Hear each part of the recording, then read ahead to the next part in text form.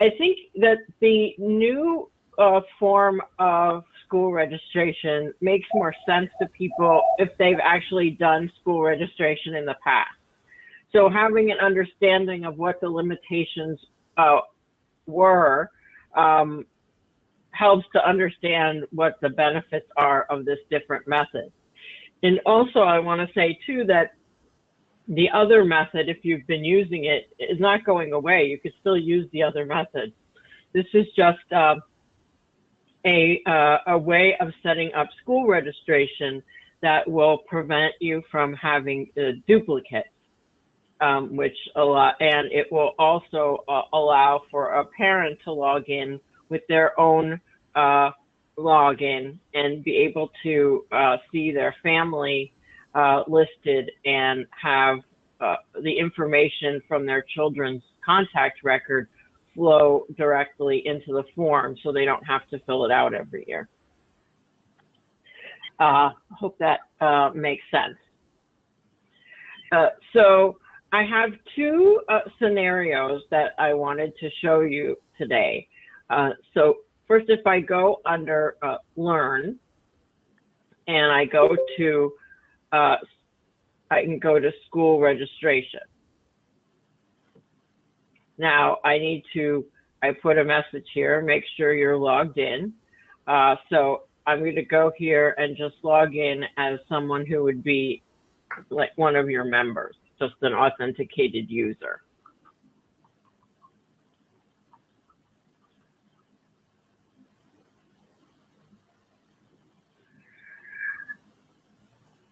So now I'll go back to the form. And you can see since I logged in, it added my name and my phone number, all my phone numbers and my email.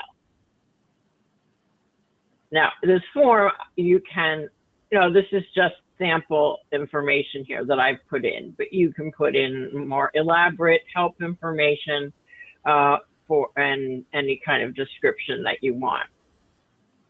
Now you can see there's adult 2, and I can, if I click on this, I'm only going to see the people in my household. So if I click on my husband, it'll fill in his information. Then it says, how many children am I registering? So let's say I say 2. Then I'll get 2 forms listed here that I can fill in. And then I can pick my child, and it will fill in her information here. And then I can change whatever I need to change, or I can fill in whatever's missing. And so here, if I need to change her grade, I would do that. And then I put in my other child's name, and then I'm registering for 3rd grade. Any questions so far? So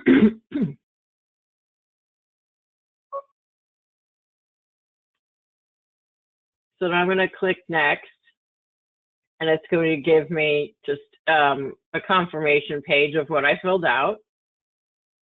And then it's going to say register, proceed to payment. And then I click submit.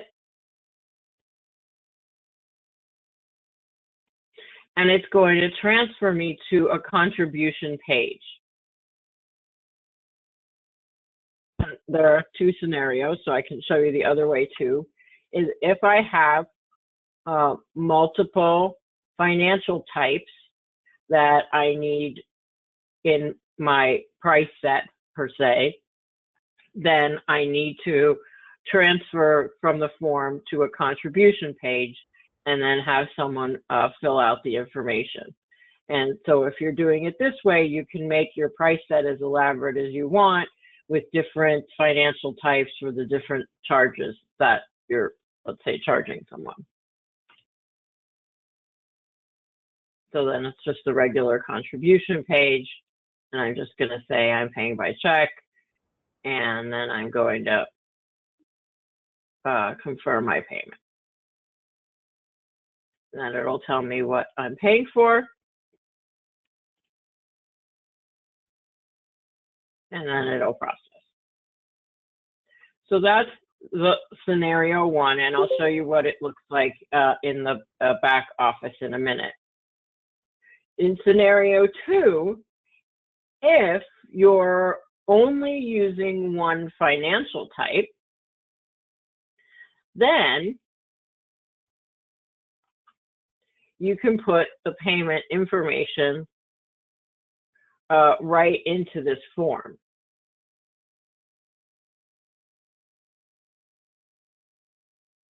So you can see here, I can have the participant fee embedded right into the form. But that's only if you're just using one financial type.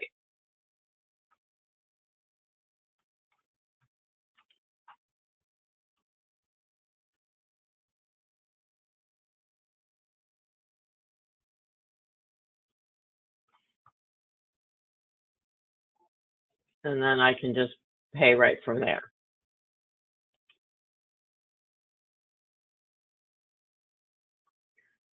Okay, so I completed both scenarios for both forms. Any questions about that?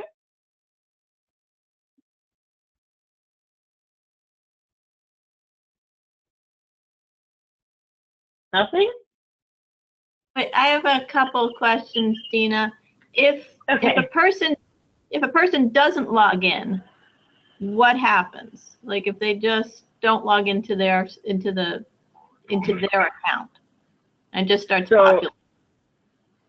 Right. So if I log out and I go to school registration, nothing will be filled in and there'll be nothing here. Okay, so they could just start filling it in and then I might have a duplicate record? That's correct. Okay. So that would be the same thing if we get a new member who hasn't been processed through the system yet. They sometimes sign their kids up for religious school before they even send in their paperwork. That's right. Okay. Right. It's not going to, it will, it's going to just create disconnected people, right? If somebody is a new member and it doesn't have, they have no record in your system already, they come in here, they just start filling this out. Let's say they have 2 kids, you're going to get 4 records disconnected in your system. So then I'd have to merge them. So first you have to connect them all. You'd have to create a household and connect these new people. And then merge you don't have to, right. There's really no merging unless there's a duplicate. If it's a member who's already in there but doesn't sign in, I have to merge those. If it's a new member to the whole synagogue, I'd have to just make them a household and connect them. Well, if they use the same first name and last name in the same email, you're not going to have a duplicate. If they don't, then you'll get a duplicate. Right. That's if they do that. That's correct. That's correct. But the whole point of this is to make sure people log in so that you don't get duplicates. Right.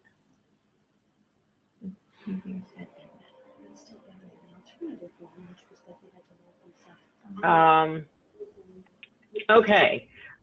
And other questions? Elizabeth, you said you have a question? Yes. Is that? No, Elizabeth?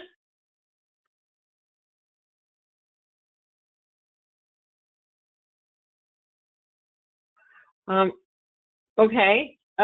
So if I log back in,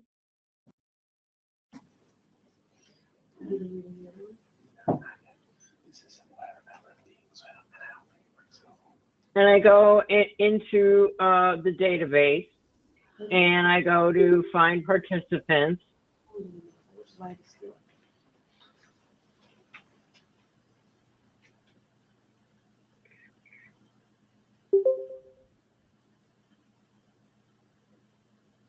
You'll see that the kids are registered for school registration too, and the amount we paid is here, and it's pending pay later. Now, when you use when you're only using one financial type, and you have the amounts right in the form, the financials will show up on your school registration. If you use the other method, where you need to have multiple financial types,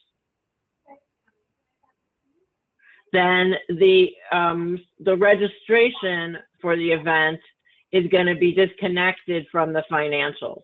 So they'll show as registered for the event, but the amount is just not going to show up.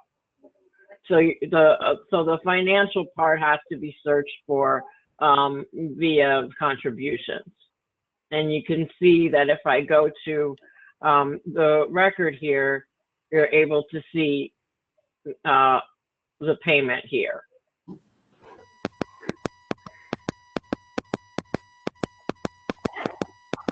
I have a lot of background noise.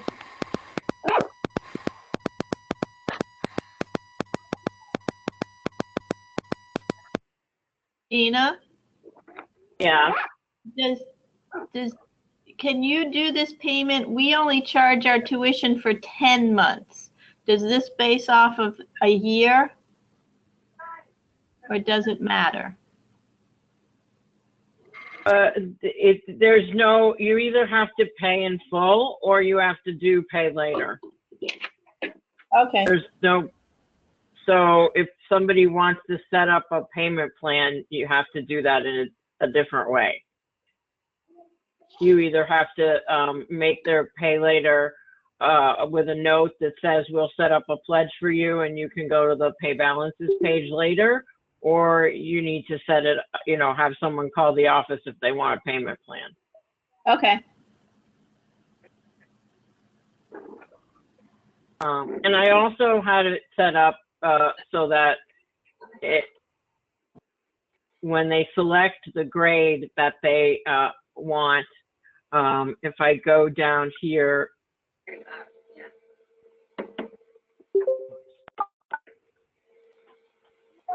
I've had it set up so that they auto go into the grade that they registered for in a group. Okay,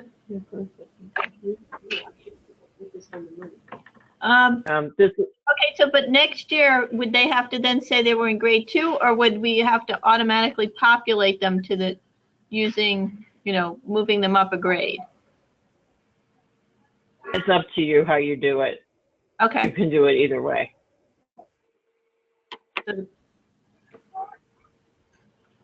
Right, you could auto upgrade them prior to people registering, and then when they register, that field will automatically be populated. So it would set up a new first grade 2018, 2019, correct? No, it's not going to set anything up. You have to set it up. Oh, we have to set up the group. Right. Wait, I thought you said it depends how you want to do it. There are various scenarios in terms of you can I did it this way with 2 different groups because somebody on the last demo said they wanted to be able to do an include-exclude search that would show them who didn't register. Correct. That's what that would be my next question. So that's the reason I did it this way. So in order to do it this way, I have 2 groups. What I did was I set up religious schools 16-17 and religious schools 17-18. So then every time somebody registers for the new school groups, they would go into all the groups for 17-18. And you would still have the 16-17 ones here. So that if you went to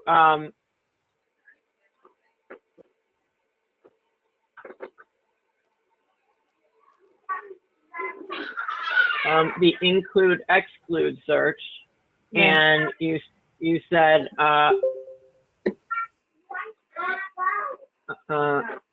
right, oh, I need to put somebody got a lot of background noise.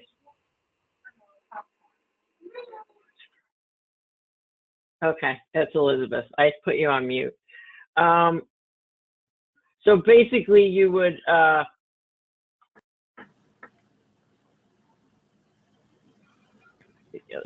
Dina, can you hear us? yes. Oh, okay, great.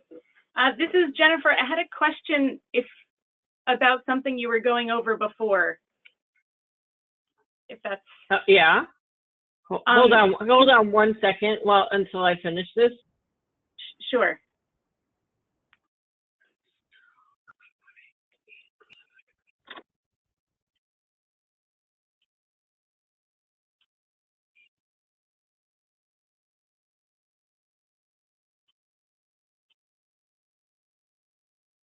And then, so that when I do that to include exclude search, then it'll show me who hasn't registered yet.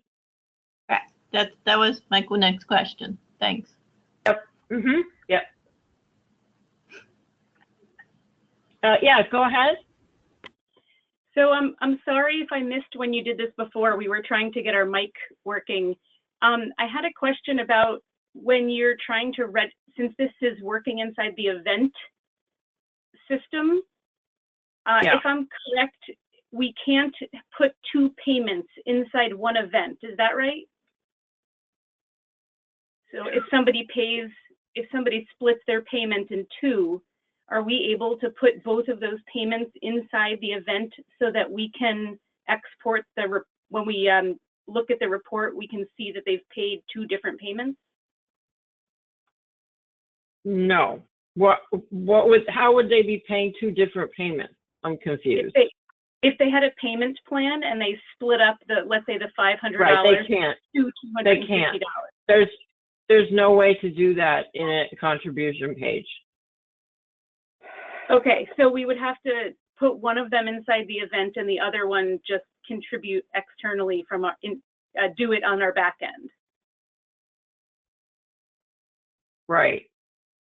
They can't do it. Yeah, go ahead. Right. You can do it in the back office. You can set them up for an automated payment plan. But unfortunately, the way the contribution pages work right now, there's no way for them to set up their own payment plan unless they log in and go to their pay balances page after you've already set up a pledge. Okay. And is that able to be linked to the event so that we can see it when we're looking at the registrations, or there's no way for those two things to be linked? Like that pledge, for example, let's say we enter the second $250 as a pledge. Would that pledge then show up anywhere inside the registration event so that we can see that they paid in full? Okay. Okay, thank you. No. Yeah, so you would strictly be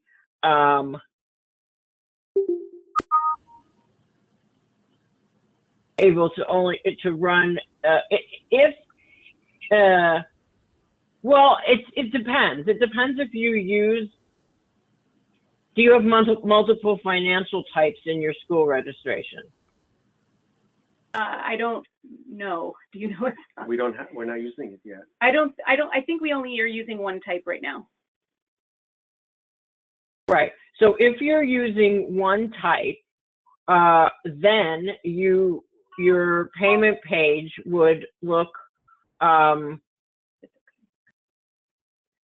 you would be able to embed the payment in the form, which means like this. So they would click 500 and then they would say, I'm going to pay by check, right? So it would say pending pay later. So in that case, it would update the event registration. Because if we go back to jManage and we look at the events,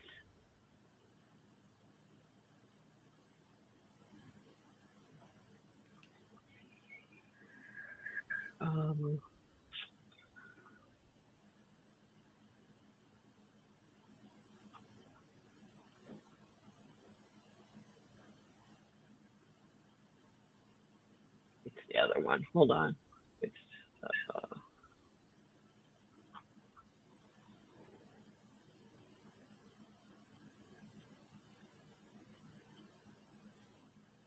So these would say pending pay later, right?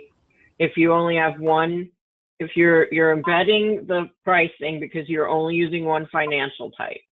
And so it says pending pay later and it's connected to the registration. So then if you went in and Let me code it too. Code everything too. Yeah. once you record the payment, right, you're coming into their pending pay later and you're recording the payment here, then it would connect to the event. Can you unmute for a second? Oh, so that would just be for one payment at a time. That would be for one payment in its entirety, correct? Right.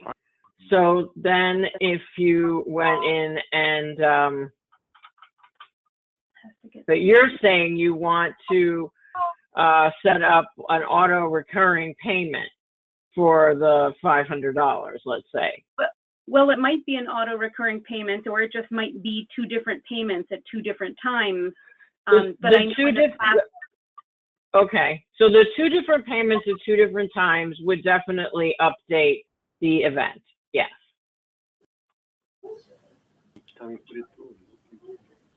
No, you can't. So can you show me how to do that? Because I guess we've had, when we try to put two payments in for one event, it says you can't register for that event again, and it doesn't allow us to put a second payment into one event. And maybe I'm not understanding. So like if somebody bought 2 tickets to something and then they wanted to buy a third ticket, we haven't been able to figure out how to do that inside the event tab. We usually have to process that third ticket in the contributions tab, and then it's not linked. Because it says that the person is. That's a completely, I think that's kind of off the subject of this webinar. No, I'm not talking about tickets. I was just giving an example of if somebody makes one $250 payment for registering their child, and then they pay the second $250, where would I put that second $250? That's my question. So if I go here to events and I click on edit and I say record payment and I say $250 received by check. It's not complete.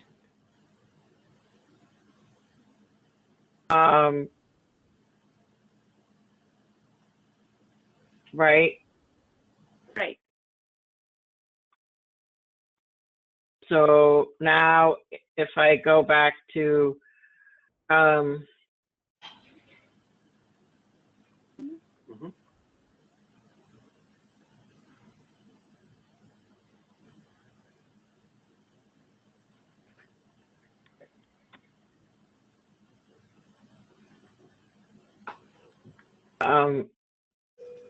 still showing, yeah, I don't, to be honest with you, I don't know the answer.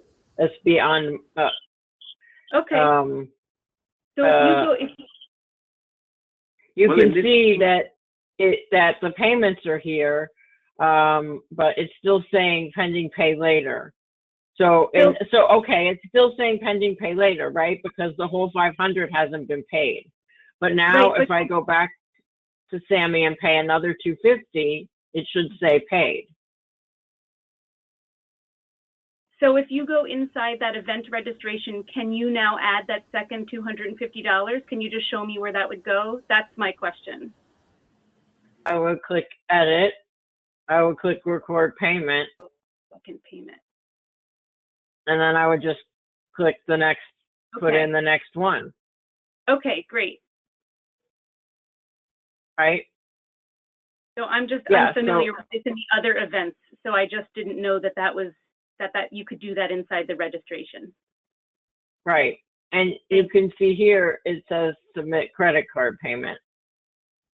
Great, thank you. So you okay. Sure. Dina, when you do a payment with the payment page, does it just ask you for your credit card or pay by check? Or does it give you the PayPal button? But that's up to what you have as your payment processor. Well, because the problem with events, though, if you have that PayPal button and you still submit the credit card, this is the problem we've been having. It doesn't let you do that. That PayPal button's causing problems. Right. Yeah, I can't solve that in this call. I'm aware of that issue, but that I can't. It would be the same problem. I can't solve that. But then how can you pay by credit card? You have to then just put in, then we have to just say, please put in your credit card? Is what I'm saying. If somebody wants to make a payment here, they register their child. Well, if they register their child, and they want to pay by credit card,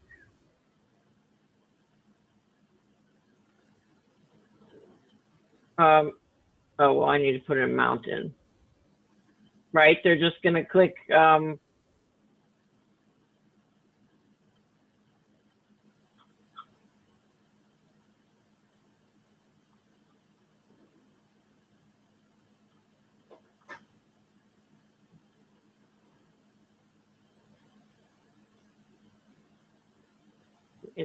they just click they want to pay by credit card and it shows up. Well, you don't have a PayPal link there, so that's okay. I'll discuss it with you offline. Yeah, I probably, you need to discuss it with Tamar. I don't know I don't know the workaround for that. There isn't one right now. Yeah.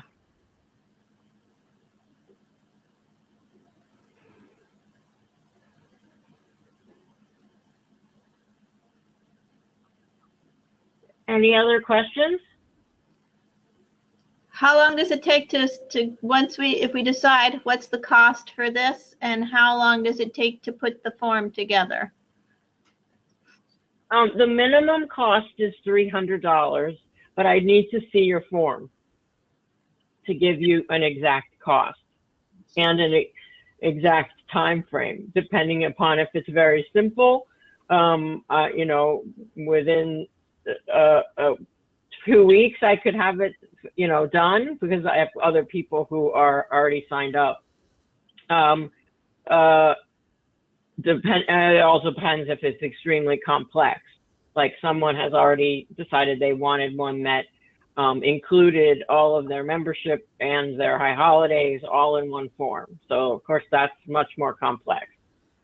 Well, once we get the form, are we able to change the form ourselves? Because if we decide, oh, we don't collect this information anymore on a child or anything, or is part of what you'll pay is will include up to 30 minutes of training on how to make simple changes, like changing the name of a field or changing the help information. Any complex changes, we'd have to do it for you because web forms connected to Civi CRM is a complex configuration, which, you know, it's just a little bit hard to navigate.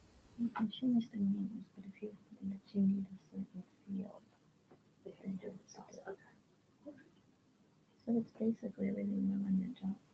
Elizabeth asked, do I have to set up the school registration page from scratch? So this is the simple school registration.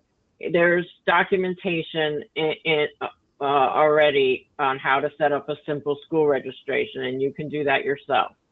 This is a more complex school registration in order to eliminate duplicates and to bring in the fields from the form from the previous year so somebody doesn't have to fill it all out again.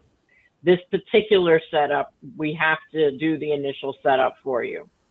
When you say simple school, you mean the registration that comes with jManage? Right. Okay. So the advantage of this is it's already, after the first go round, the forms are already populated for the for the member. And all they have to do is basically click what grade their child is going into, and then say how much, and then click the payment after they've done it the first time through.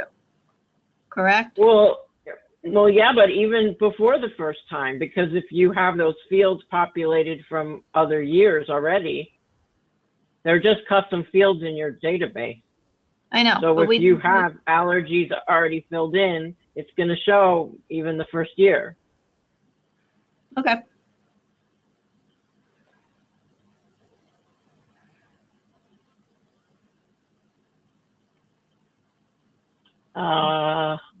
Any other questions? Does that make sense? Is it? I know it's a little confusing, so no question is silly, believe me. So can we go on to the B'nai Bedrock and play with the school registration that you have there? No, you can't. No, because it's using web forms and it's too complex. You can't play with it. So I mean, can we go and do what you have set up, fill it out, and then just try it? No. Mm-mm.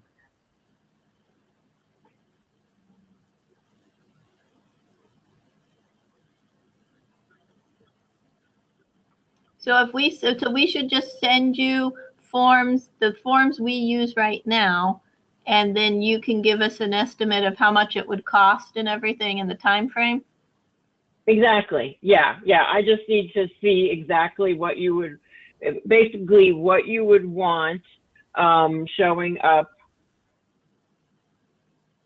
on this form. How many adults, what questions you would want to ask.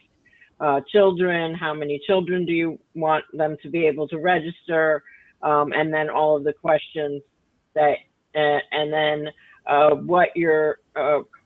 whether you would want me to set up the pricing for you. The question, answering the question of, do you have multiple financial types or not? Because that changes how the form is set up.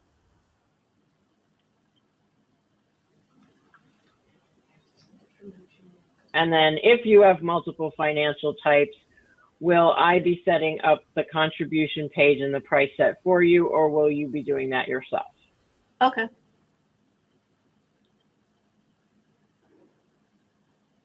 And do we just email it to you, or? Yep. Mm-hmm. Okay.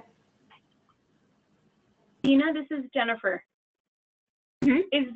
Is there a way for the parents or the person signing up doing the registration to access this form more than once in the beginning of the year? Like, can they change the allergy information? And then if they can, would we get notified about that? To get notified about it. Well, like, you can definitely get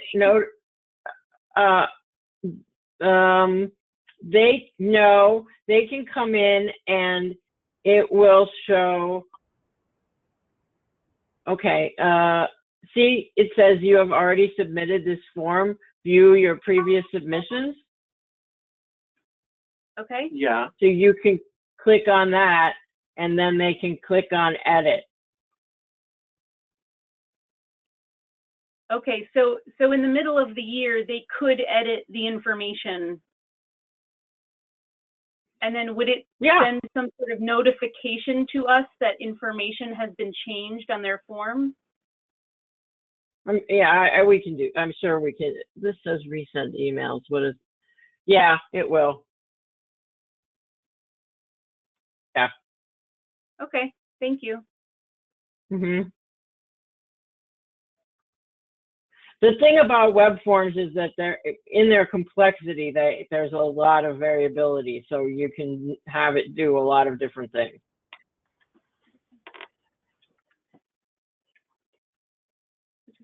Are there plans to use these web forms for other functionalities of the events? Well, like what? Well, like the question that Jennifer had before, where you cannot, once somebody registers for an event and buys a ticket, it won't allow them to re-register and buy an additional ticket. on the event page. Okay. Well, I mean, there are not plans to use this as a major way of doing things in the system. Mm-hmm. If you want us to customize and make a custom form for you, we can do that. Okay, well, I don't think that's what we're asking for now. I think I just wanted to note that this is the first time we've seen the ability inside the events to have two payments inside one registration. So that's appealing to us in that respect, just to note. Okay, sure. As I said, it gives a lot more flexibility. It's just that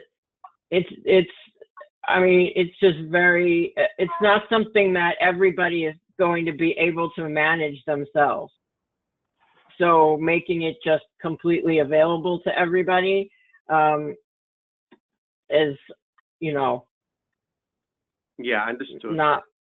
Yeah, that's the problem. I mean, if you see here, the way that it's set up, you can just see by the way it looks how there's lots of fields with lots of different values and types, and then all of the fields have to be connected to Civi CRM over here. So it's just it's a complex setup. What can I say? And so there's a lot of room for error, requiring a lot of support. Got it. Understood. But that doesn't mean that we can't, you know, set up. That's why I'm saying that with the setup, you'll get a little bit of training so that if you, let's say you want to change the name of this field from adult 1 to parent 1, all you need to do is click edit and change the label. I mean, that I think is pretty simple. So we'll give you simple instructions so that you can make these small changes on your own.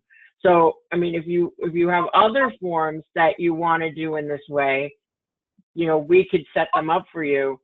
And I would suggest them to being things that you use on a continual basis, or on every year, like high holidays or membership, as opposed to every event that, you know, all individual events. Right. That makes sense.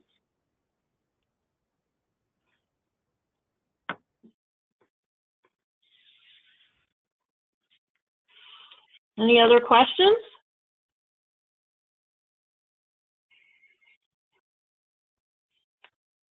All right, so, Hi, you know, go ahead.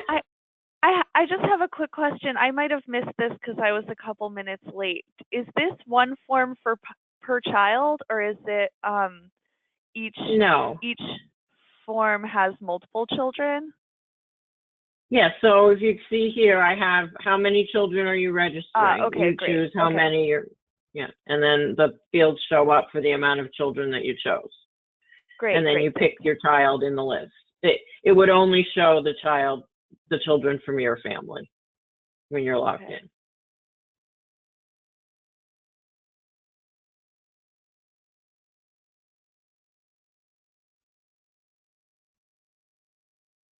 Any other questions? Well, feel free to think about it, absorb what it can do, and then if you have more questions, let me know. And if you decide that you are interested in doing a form like this, please just email me, let me know, and send me a sample form of all the questions that you would want to ask, and you know, kind of like a recipe of what you'd want to do, and then I can let you know how much it would cost based on how long it would take me to set up. Dina, one last question. This is Asaf. I see that the session is being recorded. Are you going to post this in the webinar section for us to watch later with other staff who missed it? I can, sure. Okay, thanks. Sure, I just had a request from somebody who asked me to record it, so because they couldn't make any of the times. So, but I can put it, I can post it for you. Sure. Thank you.